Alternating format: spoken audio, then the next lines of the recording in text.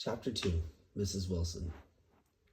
About halfway between West Egg and New York, the motor road joins the railroad and runs beside it a short way to avoid an area of low ground which is being filled with ashes.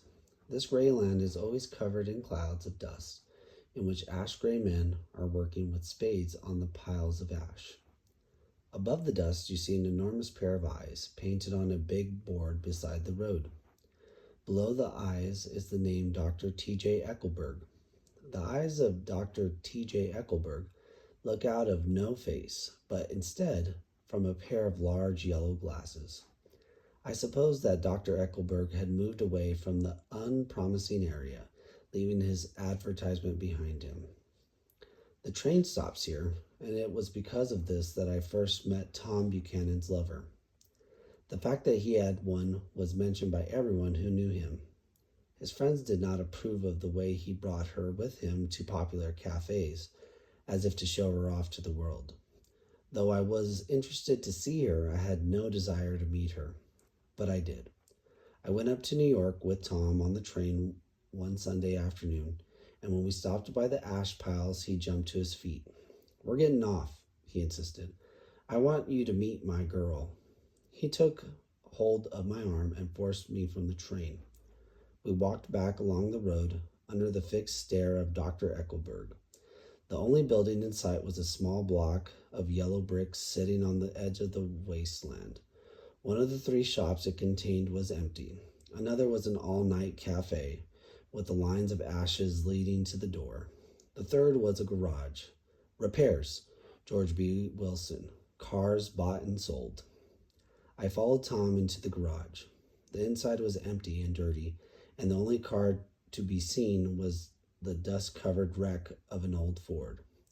The owner appeared in the door of an office. He was a pale, miserable man who could have been good-looking if he were not so spiritless. Hello, Wilson, old man," said Tom. "How's business?" "Not too bad," said Wilson unhappily. "When are you going to sell me that car?" "Next week. I've got my man working on it now." Tom was looking impatiently around the garage, and in a moment the thickish figure of a woman appeared at the office door. She was in her mid-30s, and there was no beauty in her face or body, but a kind of animal life force which made her strangely attractive. She smiled slowly, and ignoring her husband as if he were not there, shook hands with Tom. "Get some chairs so somebody can sit down," she said to her husband, who hurried into the office. "I want to see you," said Tom. "Get on the next train." "All right. I'll meet you by the newspaper shop."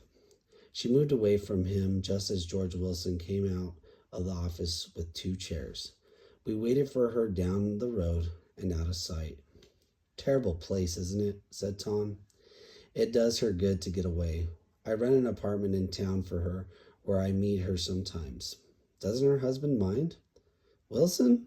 He thinks she goes to see her sister in New York. He's so stupid he'll believe anything."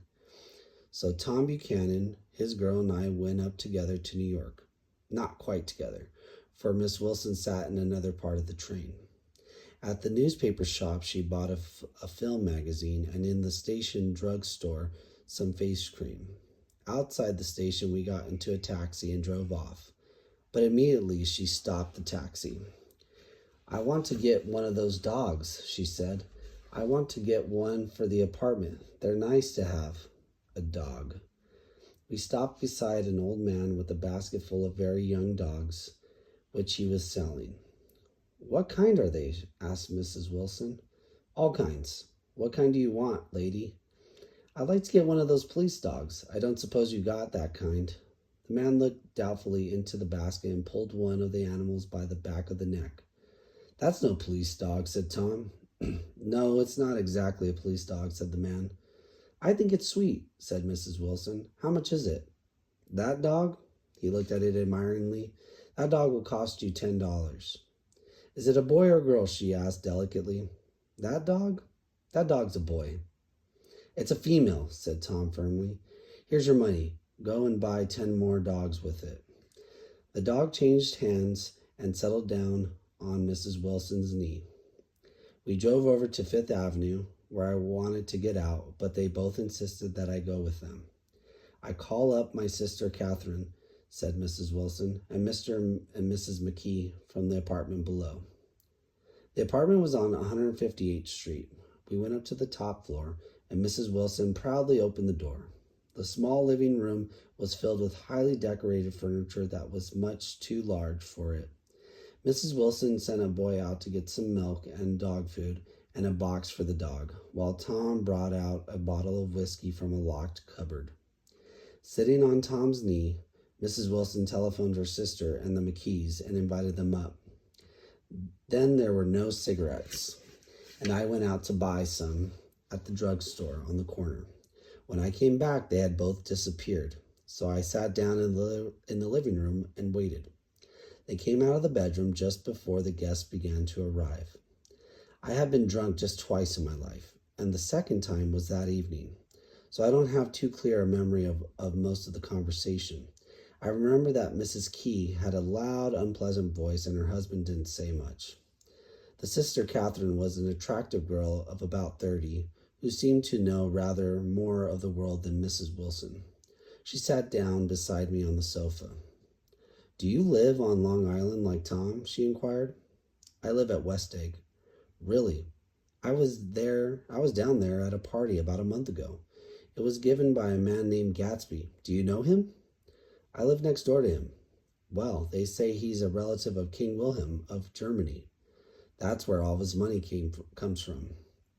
"Really?" I didn't find this easy to believe. Catherine was looking at Tom and Mrs. Wilson. "Myrtle and Tom look good together, don't they?" She leaned close to me and whispered in my ear, "You know, they both hate the people they're married to. They ought to get a divorce and marry each other." I didn't answer, but she went on. "It's really his wife that's keeping them apart. She's a Catholic, and they don't believe in divorce." Daisy was not a Catholic, and I was a little shocked at Tom's lie.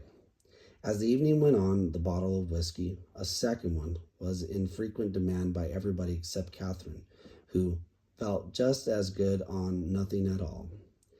Tom sent out for some sandwiches, which were a complete supper in themselves. I wanted to get out and walk towards the park as darkness fell, but each time I tried to go, I became caught up in some wild, loud argument. Then Myrtle pulled her chair close to mine, and suddenly poured over me the story of her first meeting with Tom.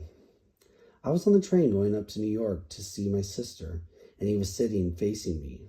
He had on a nice suit and a white shirt, and I couldn't keep my eyes off of him. But every time I looked at him, I had to pretend to be looking at the advertisement over his head.